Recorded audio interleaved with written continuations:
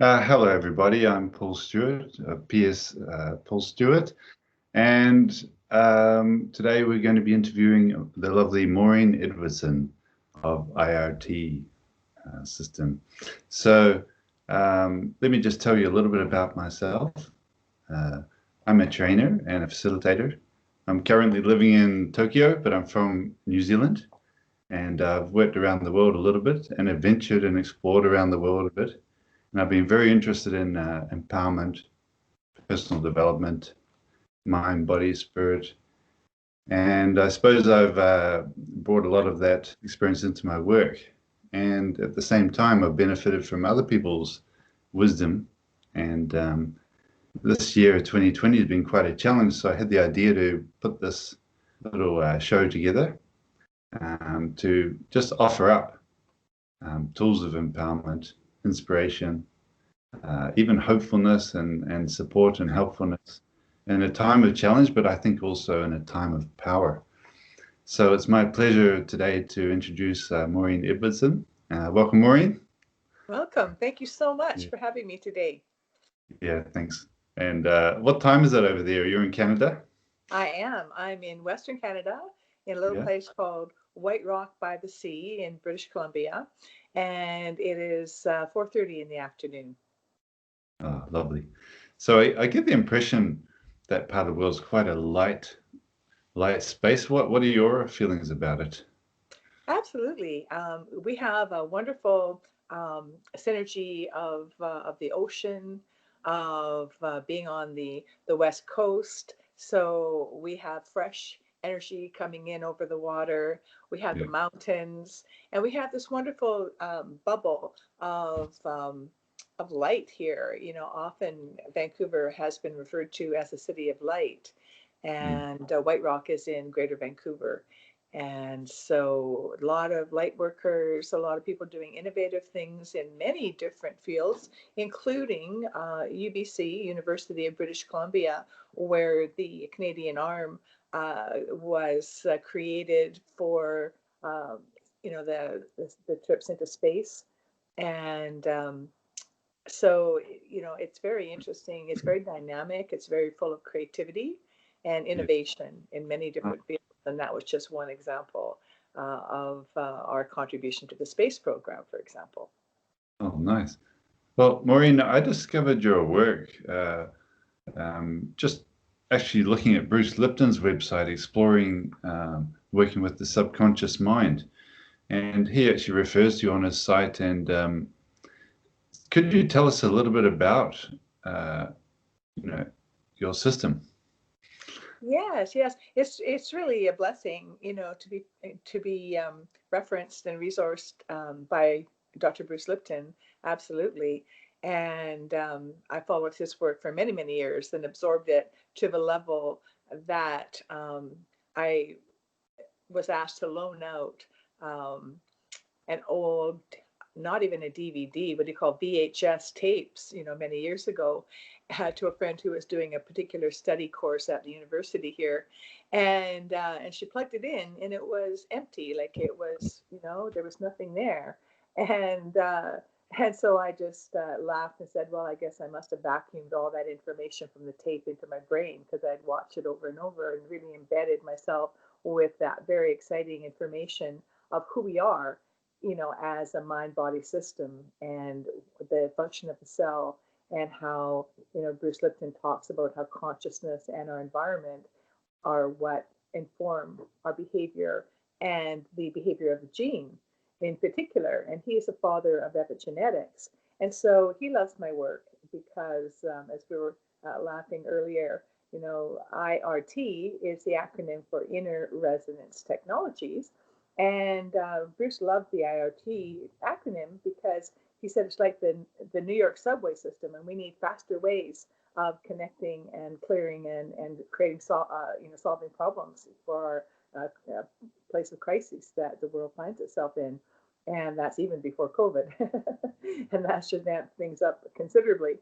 And so, interurban rapid transit or light rapid transit, whatever you want to call, it's a system that allows people to activate the greater self, the greater part of themselves, to clear what's no longer necessary, to connect to what the next level is for them, inspiration, creativity of every kind, and just live from that place of your heart in that Yeah. clear space, in being happy for no reason, because that's where everything connects with us and where we find our authentic self. And then that emerges automatically and effortlessly into just being service, by being who we are. There's nothing to do and everything to Yes. allow.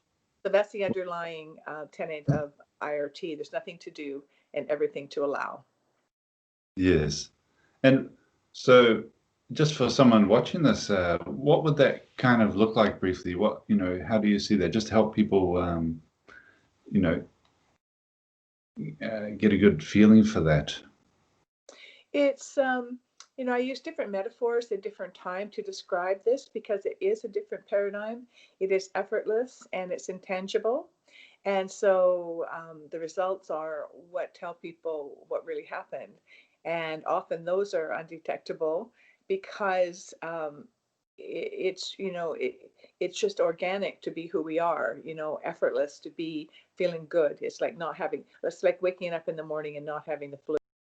But then we Yeah. get normal to a certain way of being. So it just allows us to feel better about who we are all the time and connect in and flow with life in a different way that has less resistance. Yes. So I imagine so people are sitting quietly, almost like meditative, and you're guiding them and letting them experience a little bit beyond perhaps what they've experienced before. Would that be accurate? Yes, yes, yes, and no. And the yes part is that I.R.T. is a series of questions that are a formula that act as a catalyst to activate the part of you that already knows who you are and knows how to align, knows what's in your way, what's not working, and there's no need to know what that is. It's beyond your knowing. It's beyond your conscious awareness, and it's beyond your physical body's need to act anything out. So it's very unique and different in that way. I hesitate ever to say unique, because it's different more than anything else. And it allows us a different level of opportunity just to bliss out and have a little holiday somewhere while our supercomputer, our body, and our whole body mind system does a defrag and antiviral program. And so it's a matrix clear. It goes beyond the conscious and the body into the field, which is the matrix of all times and places where everything exists simultaneously. So it's a quantum technique that operates in the quantum zone beyond awareness. And so there's nothing for us to do, and we just get to bliss out. And so before, we press that enter button and allow our system that knows best of, who we are and what is ready to clear and connect and create, then there's a series, of questions that activate, like, are you breathing? Yes, they're really, really simple. And so I will tell people the questions are underwhelming, but there is a method and a madness underneath that is creating the conditions that feel safe and allow that other part of you to take over and do what you're ready for. I don't know if that Certainly the word that allowing is certainly the word that stands out there, isn't it? Yeah. But how long have you been doing this? Shy. 29 years at least. Yeah, good 29 years. That's amazing. But I'm just curious. It's unique. It's also these are principles that are coming more to the fore in our world now, I believe, and people are beginning to explore. People are being perhaps more open, and I think this year perhaps has been a catalyst to that, another expansion. But how did you discover this unique sort of way? How did you attune to that, or what unfolded? How did I stumble upon it? Yes, exactly. I didn't want to say that. Well, as I say, in my book as well, my book is called Your Magical Evolutionary Code Unleashed, The Science of Inner Resonance. And so it lays out everything there if people are curious about that. However, in my book, and for a long time, I've been saying that my middle name is I just happen to be there. So basically, who I am is what, pulled me forward. My curiosity, um, my own healing of my life, of the childhood trauma that I hadn't even known was there until I was in my early 40s or late 30s, I guess. And so it was, a personal journey that then I found out about myself that I'm a dot connector. I connect information and ask questions. And I guess I found I was asking questions that nobody else had thought of asking. And the results were quite astounding. So I just kind of followed the breadcrumbs, if you will, of universal principles and concepts. And I love learning. And so I was studying a lot of different things. Bruce Lipton and his biology of belief was one of those. Nissim Haramain and the unified field theory physics when he came into my consciousness. And before that, the work of David Bohm and other early physicists and Einstein, people like that I was really curious about. And so this is my journey. It's just like, hopping from one lily pad to the next and thinking I'm hopping to a lily pad for this, but I get that, and there's another whole view over here. So it's been a very organic, guided journey that I had no clue about. It's wonderful. So, did you have to make a lot of personal changes as I mean, it's probably tell us a little bit. Am I laughing? Well, I just think that that it's a time where a lot of people are having changes en masse, and I think that we're people that have been through different forms of self-realization or awakenings, or have become more conscious in different ways, have got a lot to offer. People that are, have done great in their life, or they've explored, but they haven't explored this area. Exactly. And yes, it becomes essential. You can't live, well, I guess you can, but it becomes harder and harder to live without doing those personal changes. And these days we're being dragged into that because there's a world happening beyond us that we are apparently not in control of. And so a lot of change is being forced upon us. For me, when I became aware of a trauma that happened to me in my childhood, that was a big catalyst for me. And I knew I needed help, but then I really knew I needed help. And so I just became a workshop junkie, and I just went from person and workshop and training, just like a popcorn, bouncing off the walls thing, help me. And and nothing was working for me. Everybody else was getting all their healing and their resolution, and I'm going, but I want it so badly. And so there was a plan in that. There was, I guess, an opportunity in that I hadn't recognized when I was in that place of apparent, failure. And that was, to get a wide ranging of experience that allowed me to use my gift that I didn't know I had of extrapolating the principles, and then connecting those dots and asking questions and then following what worked. And so I used to say in the early days when I was doing workshops that, I should pay people to attend because I felt I was learning more from them than they were from me, right? So it's always a co-creative process. We're always teacher and learner, with each other. And from that point of view, I have expanded and evolved myself. And in fact, every time I do a session with someone or in a group, I'm in that zone. And so I feel so blessed to live my life in service that is really, expanding my own self on my journey. So, yeah. Yeah. Blessed. Yes, indeed. Have you found a receptivity increase over this? That's quite a significant time to be doing this work. But yeah, what's your gauge of the receptivity of humanity, let's say? Yes, I agree that that is absolutely shifting. And I think part of that is the awareness of the new science and quantum and biology, biophysicists, all of that field of science that gives us an increased understanding of who we are so that that can scaffold, other wisdom that's been known for the centuries. And there's a coming together of science and spirituality that validate each other, if you will, and give us a new level of general openness, in more of a mainstream category.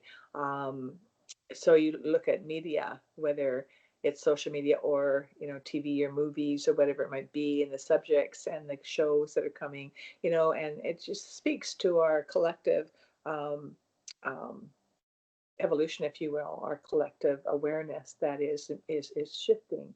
And yes, has it been interesting? Oh yes, I have several degrees in several PhDs actually in survival because I felt so compelled and so on purpose with this work that this is the only work I've done to support myself. And then for 10 years of this time, 29 years, I was single mother with two teenage daughters, and so things have been challenging because not only is this work effortless and invisible, it was not understood at the time. The science hadn't come into its full um, expression, if you will, at that time. So, yes, and just keeping faith and showing up as, saying yes and being present for being in that flow, as that's what I recommend for everyone. Just it's just about being ourselves and following our bliss and being in that place of what's meaningful for us. No matter how you get there or what you connect with, everything finds you in that place, of just saying yes and just being present. Yeah. Through terms of evolving your technique, it sounds like once you sort of did that sort of homework or groundwork, you evolved the technique pretty quickly. Is that accurate? So has it been the same for some time? It's always evolving. I find that the structure, that what I call the bare bones, the concepts are primarily there and eternal, so to speak. And then how I play with that and how each individual plays with that and how we, coalesce that experience is just, another place that spirit works through and with us and guides it. Um, However, yeah, it's something else I was just going to say there, but it slipped right. Oh, yes, it's 95. I blessed to be invited to Russia in 1995, and because it was rapidly evolving so quickly before that, from late 80s, early 90s, let's say mostly early 90s, and rapidly evolving. So I couldn't write anything down because as soon as I wrote it down, it kind of all changed. And so I found something about my experience in Russia and in Siberia that really, when I came back from that experience, brought me into a new place of being grounded or, um, you know, um, bringing the teachings or the whatever you want to call this protocol, I call it for want of a better word, into that next level of design. But it's always evolving, it's always changing. Yeah. We're always learning, we're always including more, we're always being more. And so there's always different applications. It's unlimited. The I.R.T protocol goes anywhere from helping people just feel peaceful. I should say just feel peaceful in this crazy world. I mean, that I guess is in itself significant. However, beyond that, it's allowed people to heal broken bones in 5 to 15 minutes. And that would be incredible in other places. And so we just want to um, know that we all have that program. We're all limitless, and so there's different applications. And as we are now in what a lot of people call the great shift of the ages, we're even redefining what it means to be human. And especially with all the new technological advances, we have our inner technology, inner resonance technologies. Um, I wanted to call it this word IT, inner technologies, 25 years ago. But that wouldn't wash because, that was totally computers and tech at that time without any application to the spiritual software that we all carry within us. Um, so, because I really wanted to say, you are it, this is it, and you are it, because we are. We have everything within us. We're breathing in oneness. We're breathing in the quantum field of all of everything that is, all the solutions, all the alignment. Everything's already created, so it becomes more of a matter of alignment. And so the more people, for their troubles and their stress, seek outside remediation or chemical support, psychiatric drugs or recreational drugs or whatever that might be, or anything, Tylenol, it's actually shutting down. I'm not recommending that people don't do any of these things or do them. I'm just saying the science of that is that it's shutting down our own internal capacity to heal our own pain and to create those responses that are already the chemistry that's already within us, because that information in the body says, oh yeah, I got this external fix, I can go to sleep now. And so those functions kind of shut down. And the same now that we have new chips for your brain, to put in different parts of your neuronal parts of your brain, so that then you can run all of your technology, your Wi-Fi, your computers, your phones, directly from the chip in your brain. And so it's really quite remarkable, the technologies that are being evolved, and people are having the opportunity to be cyborg. However, what does that mean for our own internal capacities to shapeshift our reality as we're moving into those next levels of potential that Jesus talked about, for example, all that he did, he said we would do and even more. And we are in those times, I believe. And yeah, so it is really interesting to think of it that way. I think he also said in brackets, unless you're watching TV. so well, when you're working with people, what part, you might be working with people that have explored a lot of these things. You might be working with people that are just looking for something. And what part does their belief, play in your sessions? Well, it's really interesting. I shouldn't say this, but I'm going to say it, that I find the people that haven't been exposed to a lot do better with this work, because they don't have a lot of beliefs that are interfering with their capacity to be open and, not knowing, because it's when we get into feeling that we know that we get um, limited. It limits us if we think we know. And so, just like Socrates said, this I know, that I know nothing. And that's beginner's mind. And so the principle of I.R.T. asks that people, no matter what your beliefs, what your background, who you are, that you come with a level of openness. And that's all that's required. And there is, one of the um, steps of I.R.T. is to allow the part of you that is open to something different being possible to be in charge. And then, the doubter sits on one shoulder, and then this part gets to go and go for the ride. So yeah, it doesn't matter, but beliefs do play absolutely play a role. However, where did your beliefs come from? And do you have the same beliefs, Paul, that you had 10, 20 years ago? Our beliefs are always changing, aren't they? And we're coming into new levels of awareness and understanding and new information, and that changes our beliefs, or what we thought we believed, and our social conditioning, all of that. We're born into beliefs. And so the common understanding is, it's beliefs that run our reality. And however, it's really beyond belief. What created those beliefs in the first place? And where's the wiggle room in there? What beliefs are still serving you, which ones aren't? But when you believe them, it's hard to know if they're serving you or not, because you're stuck in that place of believing it. And so that's why I love I.R.T., because it goes beyond beliefs. My tagline is actually beyond belief, creating new reality, simply because of that. because you don't have to believe anything, you don't have to know anything. You know, it's beyond your conscious awareness where this is happening. It's in your super conscious mind, the big mind that's part of the all of everything that is. And so that's the part we delegate to. The conscious mind is for giving permissions. Let's just delegate up and see what can happen. Let's play. And then there's no pressure and there's just allowing.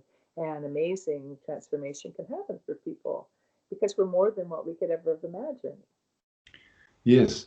And have you noticed any of the dynamics of fear and how that plays upon these things of our own creativity? Absolutely. You know, and there is several acronyms for fear. You know, the most common one that I've heard is false evidence appearing real. But some fears are really real, aren't they? You know, you're not going to step out in front of a train or, well, most people won't, that have a good, healthy sense of self and preservation. But another acronym I like is frantic effort to avoid responsibility. And fear is more of a victim um, attitude, I find.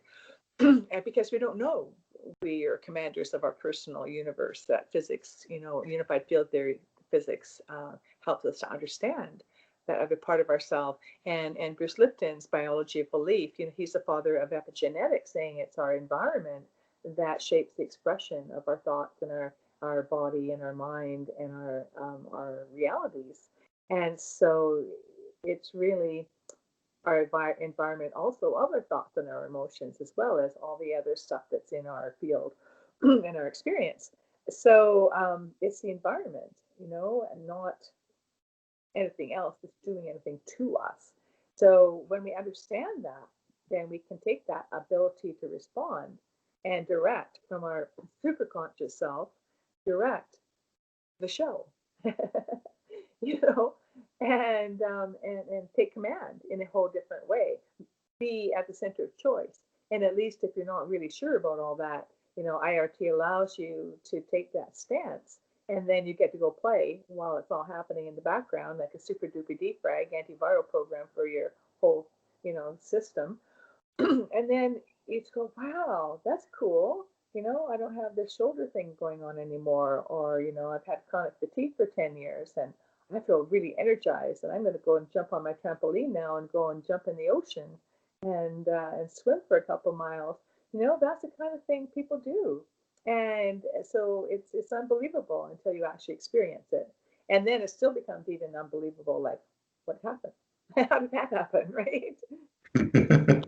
I get the feeling your natural enthusiasm pushed you through or pulled you through any fears you might have had as you evolved and stepped out in your work a bit more. Is that true? Yeah, I think so. And I just think, you know, my basic curiosity and, you know, and my need, you know, for help, you know, drove me. And I didn't know I was creating anything. Years ago, someone told me I was going to create they channeled, um, you know, they were psychic and they channeled that I was going to be creating a new therapeutic model. Like, yeah, you really, really have me mistaken with somebody else. Like, truly, like, no. And then through living and through, you know, and just through being and, you know, being on that search, you know, I don't call myself a seeker. I don't necessarily have that belief anymore. I feel that we are all everything and we're just aligning, we're uncovering that, we're clearing what's not who we are so that we can just be comfortable in our own skin and show up and have fun. Yeah, yeah. And I'm pretty sure you get a lot of joy out of your within your sessions and just I'm sure your clients and your friends are more than happy to tell you about their wonderful openings. Could you share something without giving away any personal information, but some of the joys you've witnessed? Yeah, well, you know, I could go way back, you know, way back. And yeah, I found myself in Norway on a personal mission. And while I was there, you know, I did some talks and some work and worked with this one man, and he was a chef. He taught other chefs, and he was phenomenal. But he was actually in line. This was back to the days where they were just beginning to do heart transplants. And so he was in line for a heart transplant. He had less than 10% use of his heart, function of his heart. And, he was really losing heart, so to speak. And so I came along and did a session with him. And in one session, he bumped up to an additional 44% function of his heart. So he bumped up to about, 54% usage of his heart. And the doctor was, totally blown away. And he got taken off the heart transplant list and never, needed his heart transplant. And so the result of that was a thank you of a 7-course seafood, incredible gourmet dinner, which was a wonderful payment.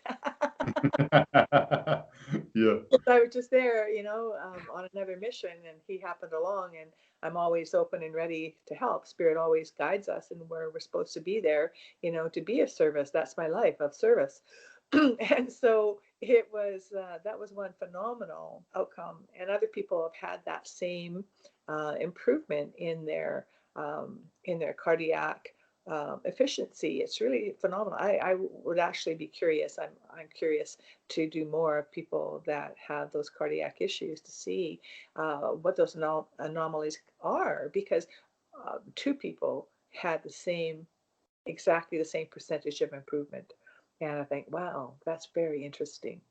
Yes. So I always kind of wonder about those things. Yeah, so that's phenomenal. To other times where I've been really joyful that people have come up in relationship issues and they're going their separate ways, and I'm able to do a session with them, and they find the love and passion and the joy of their original connection.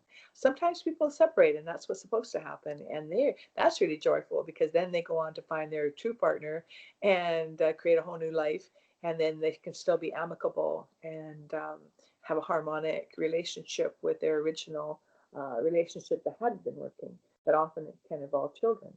So, it just helps people move into that next level of just being happy for no reason, being healthy, and activating their body's capacity to be that, spontaneous healers that often can happen. So there's so many different experiences. People that I refer to, one person healed. Well, several people have healed their broken bones, and one person I think of as a 13-year-old boy, and mom, whatever, because his mom was a facilitator of my work, is a facilitator of my work, and whatever. But it was the beginning of the summer, and he really wanted to do all his sports. He was very physical, gifted physically, actually. So 3 sessions on the way home from camping and escaping the wildfires from the interior of BC, and went down to the doctor and took another X-ray. Oh, well, guy must have been mistaken. This bone has never been broken. It wasn't that it's all healed up. This bone has never been broken. So we're shifting. I mean, I get really happy about those sort of things. That brings me a lot of joy and a lot of hope for the world, because we are shapeshifters. We have much more capacity to interact with matter. And, my personal belief is that we're here bringing, spirit, which is, really as our main identifier, however, with mastery and command into this physical realm. And as a personal trainer and being in the field of the physical world, know the incredible things that people can do with their bodies. Like, oh my goodness, that are just defying, normal law as we would know it. And what is that factor? What is that extreme sports factor? In that allowing us to um, be in impossible situations and bring ourselves through, whether it is in the physical realm, that's very tangible, or emotionally when we're up against a wall. I've helped people in situations where they've just really been in a corner, and even legally they said, no, there's nothing that can help you. It just, you know there is no return from this, and they've come to me as a last resort. I love it when people come to me as a last resort. Yeah. Yeah, I go, let's see, what the magic is and wanting to happen. And they have this breakthrough, and all of a sudden, conditions shift miraculously in ways that nobody had imagined. But I'm speaking generally, but I have, situations in my mind and memory Yes. that I'm speaking to as I say this. And so it's very, very joyful. And watching people, really succeed in their lives and, clear the limiting beliefs and um, the feeling of being small and insignificant. And then they're out with their gifts, helping a lot of people. That brings me a lot of joy in my heart. And of course, I've been doing this for 29 years at least. So, the list is very long and expansive and heart filling. And yeah, and so it's unlimited in its application to life, to who we are in all of our aspects. Um, yeah, I'm getting carried away here. Do you No, want it's more okay. specific examples? I think you've got a lot of joy in the bank. Yes. Ooh. Yeah, go ahead, and if you want to give some examples, I mean, you have. So it's Yeah. it's quite amazing, and it just makes me think of the shift where we need perhaps we need to. The thinking's always been, well, we need to think about it, we need to change, we need to prove it before we believe it. But it's really not like that anymore. It still can be. Those are all interesting processes. But what you're talking about is quite a change in physical matter from Yes. a program. Yes. Yeah. So Definitely. just in a sentence, Maureen, how does that happen? What? No, I'm That's it? Okay. No, I'm talking about the one sentence.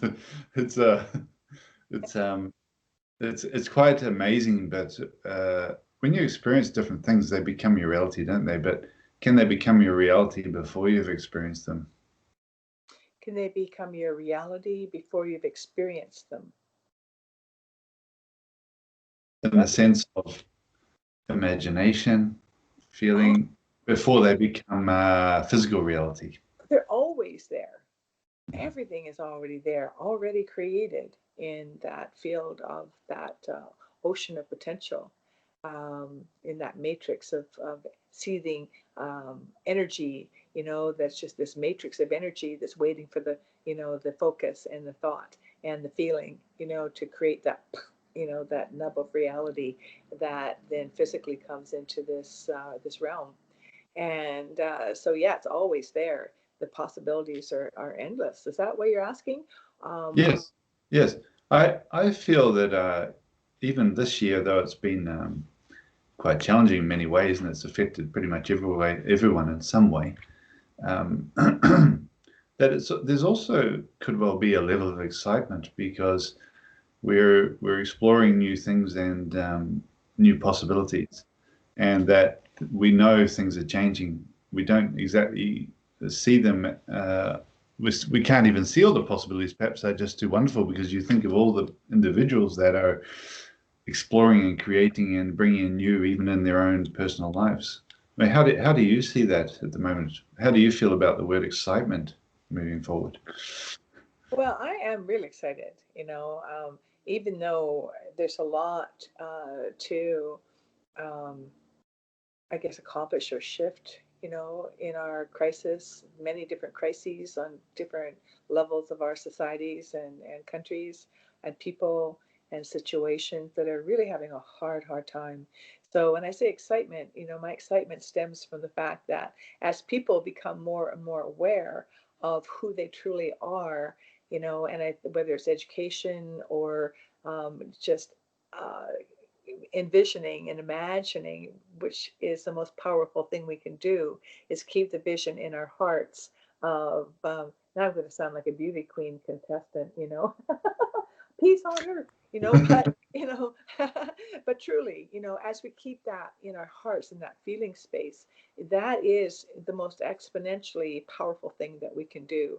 And in the same way that there's somebody sick and everybody's praying for them. They've done these studies where one group prays for them, and sees them sick and, sends in, healing energy. And the other group sends imagining and visions of them already being healthy. And guess which group gets better faster? Yeah, this group. And so we want to go to end result feeling and thinking as best we can. And so that is what excites me and gives me hope. And so when I see, a tragedy, or I know of somebody, in my own, life, in my own circle, that has a tragic loss, for example, or something really devastating that happens, I just bless them and see them whole. And the thing is, we're on a soul's journey. We're having an experience here. So we don't want to judge anything as right or wrong or good or bad. It's not about that. It's about experience. And so everybody's in a different place. And so we just want to allow people, be with them in what they're ready for, and give them opportunity to shift. And what I find is that when with I.R.T, I get the opportunity to work with someone or a group of someone's, um, and their superconscious is clearing and shifting and connecting into their next level of possibilities. I just feel that's exponential, because that's like the butterfly effect. So I feel very hopeful, and I really feel that the time has come for this work on a greater level of more people understanding who they really are, and then using that to activate their field of influence and their worlds of whatever is meaningful for them. So yeah, that's very exciting for me. Very exciting. Yeah. Well, when we just hear your story briefly about you're gathering in workshops initially, going back here, and you're gathering, you're not really sure, and you don't really see it, and then you realize at some point that, hang on, there's something unfolding within me that is gathering all this stuff. Now you didn't know that. You probably had a lot of different stress at that time just because of that process, and it just makes me think it gives a lot of people hope to keep going at the moment. Yeah, I agree with you. Yeah. How has 2020 kind of affected your work, and how have you worked with this energy this year? Well, the 2020 energies have been very challenging for a lot of people and changed their lives considerably. I can't say the same of myself, in that um, I could say that it's a wonderful opportunity for me to be helping more and more people, which I've done. And being a person of service, I meet people where they're at financially, because not everybody can afford to do, supported healing, or whatever you want to call it, support, as whatever kind of support they need. They're not always in a position these days, with so much of the economy collapsing and so many people stuck at home with no way of earning any money. So for me, I've been busier than usual, not necessarily um, financially more abundant, but grateful and excited and joyful to be in service. As I see this 2020 as a huge wake up for so many people, and it's shifting paradigms, and it's forcing so much against what people really feel is essential, like our freedoms, and what's true, what's not true, how to sift through all that information. And so, what I.R.T can provide for people at the very least is that sense of peace and acceptance, and opening up to something different in a way that they had never anticipated. Because great times of challenge provide incredible opportunities for something different to emerge that we never dreamed was possible. And so that's what 2020 has been for me. Um, yeah, it's a beautiful opportunity to be present for people and be in that increased service. And my life hasn't changed much, because I'm a homebody. And I love to travel. I travel, when I'm able and when I have been able. However, it doesn't matter to me where I am, right? It doesn't matter. I help people wherever I am. and can be a service, and people can find me when you have a phone and a computer, if your computer's working. Mine's unhealthy. I thought I fixed my computer the other day, but something different needs to happen. So being at peace with what is, and flowing, and just being in that place that all is well, no matter what the external circumstances are. So I think everybody is having that opportunity, and yeah. So 2020 has it been challenging? For me, nothing much has changed except I get to be in greater service, which brings me greater joy. Yes. Well, actually, just backtracking a little bit, you mentioned facilitator earlier. Have you trained some facilitators in your technique? Yes, I have, and that's one of my greatest joys as well, because then there's lots of stones being dropped into lots of different puddles, and having spheres of resonance and influence and coherence happening, Yeah. and not islands of coherence, but puddles of coherence. And lakes and streams and oceans of coherence. Yeah, so that's one of my favorite things to do as well. Really empower people to empower others. Mm. And you have traveled a bit for your work, but I guess this year not. No. So, have you got any favorite locations? Well, I really, I have so much on my list. So many locations on my list. Um, I probably one of the most amazing journeys I did have was to Russia and Siberia. Such a different world. And I love exploring different cultures and different ways of being and expanding my own reality in that way. Um, I love Kauai. Kauai is what I consider my spiritual home. Not Yes. traveling back and forth there right now, but since the early 2000s, I've been going over there a couple of times a year, sometimes 4 months in total out of the 12 months of the year. I have community, dear loved ones there, and Yeah. love, I love.